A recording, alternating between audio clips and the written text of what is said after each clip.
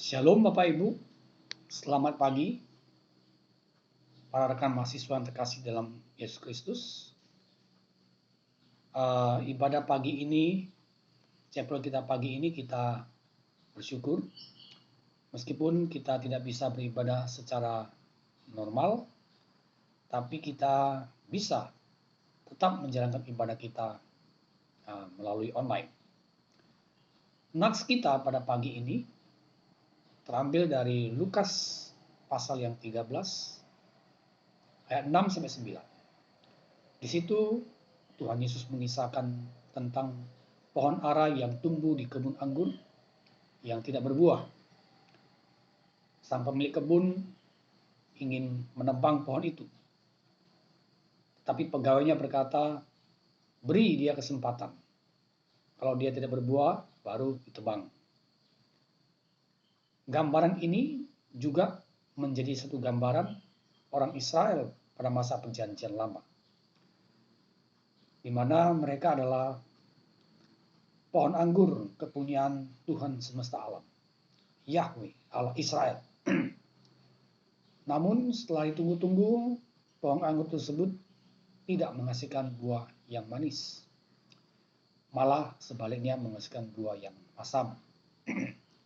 Itu bisa kita baca dalam Yesaya pasal 5 ayat 1 sampai 2. Bapak Ibu terkasih dalam Tuhan Yesus, demikian juga dengan gambaran kehidupan kita.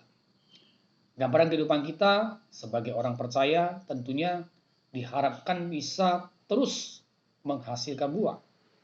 Itulah yang diharapkan oleh sang pemilik kebun, yaitu Allah sendiri, Tuhan sendiri. Pertanyaannya adalah, bagaimana caranya kita bisa menghasilkan buah yang baik di dalam kehidupan kita? Nah, ini satu pertanyaan yang sangat penting, yang harusnya menjadi satu pertanyaan yang keluar. Mengapa sampai sebuah pohon itu tidak menghasilkan buah yang baik? Nah,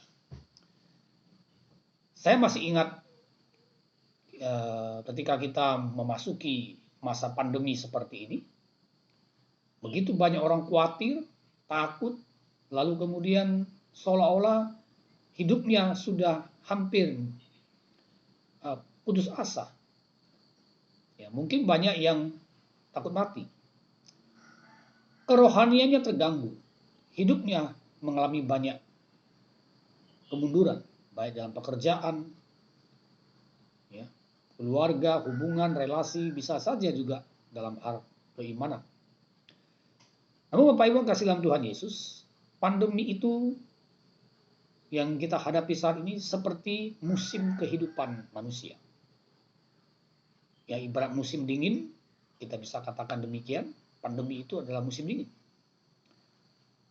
Walau demikian, kita harus ingat bahwa sekalipun kita menghadapi musim kehidupan yang silih berganti, khususnya musim dingin yang tidak mudah, kita harus dituntut tetap menghasilkan buah.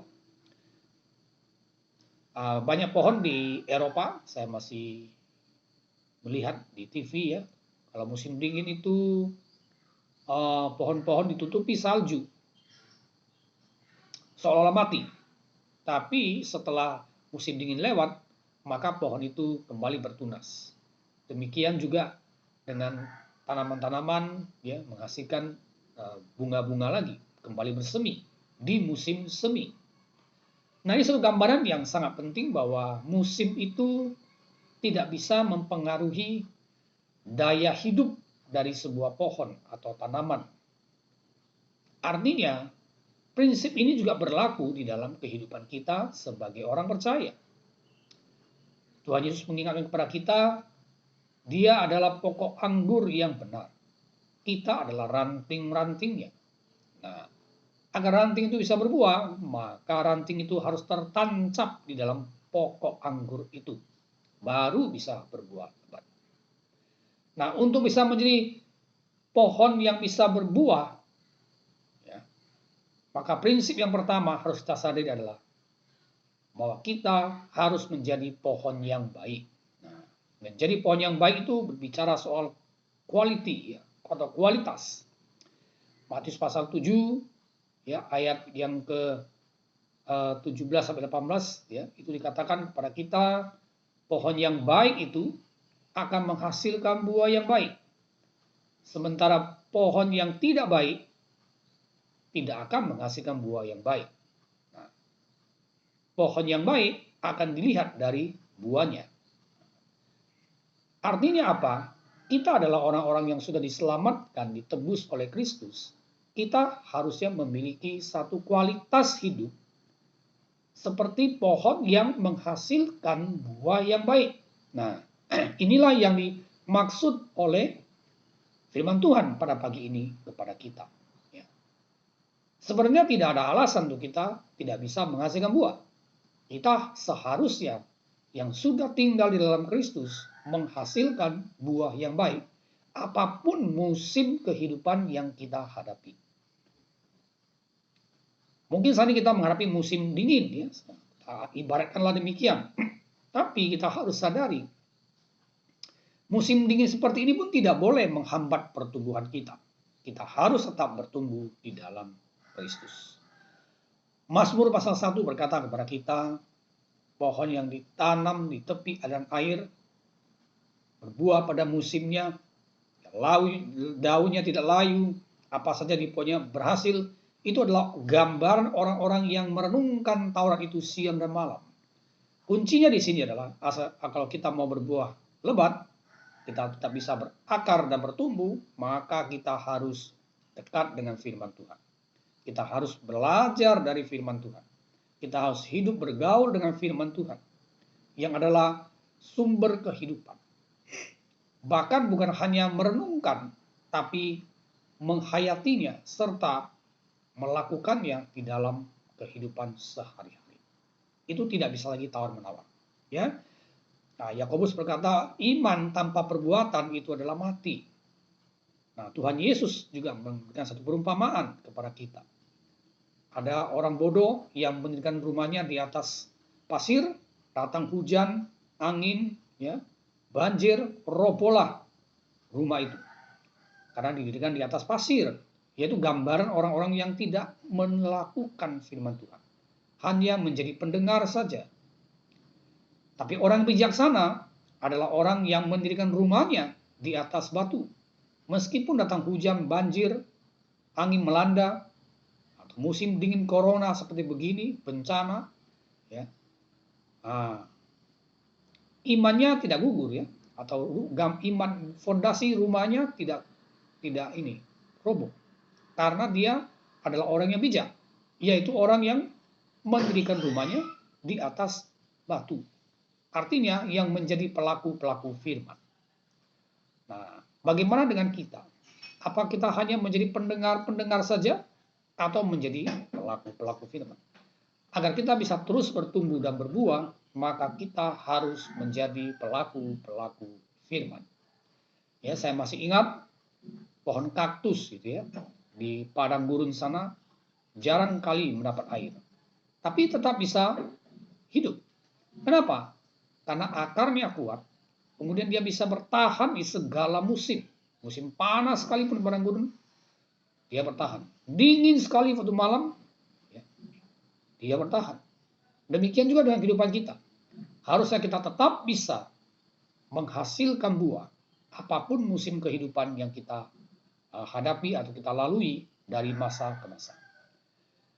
Harapan kita bersama, mari kita mengambil satu prinsip hidup, yaitu menjadi pelaku-pelaku firman.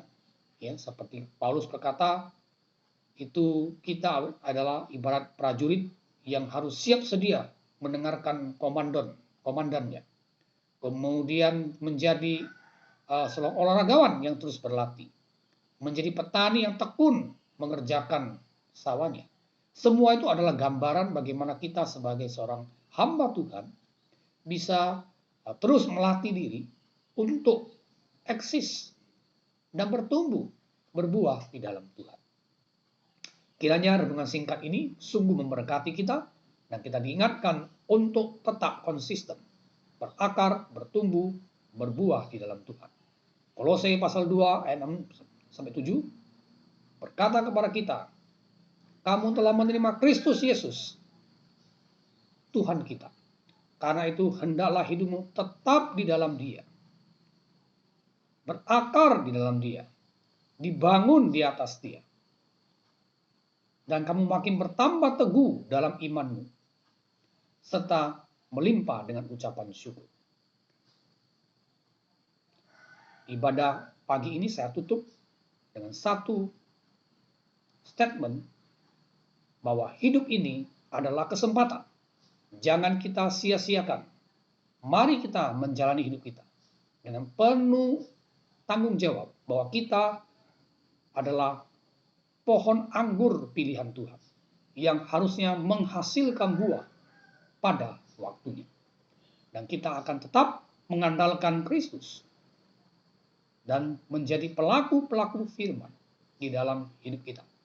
Sehingga dengan demikian hidup kita tetap bisa berakar, bertumbuh, dan berbuah lebat bagi kerajaannya. Shalom, Tuhan Yesus memberkati.